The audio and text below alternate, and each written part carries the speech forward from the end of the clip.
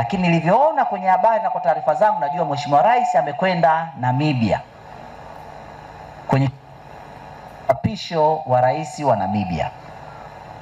Kwa akili yangu mimi ya kawaida, na ile shughuli imefanyika jana, nilikuwa najua kabisa aidha yuko safarini jana kurudi, amerudi amechelewa, ama leo ndio yuko safarini kurudi.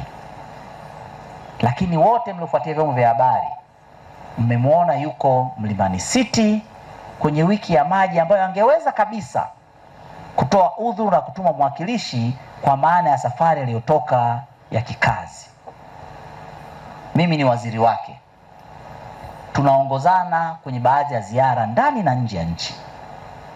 Mnakwenda anafanya kazi, mimi kwa umri wangu huu unaona kabisa mimi ningechokea pale, lakini unamuona anazidi kufanya kazi, na kesho tena na kesho tena. Mnafanya ziara mikoani,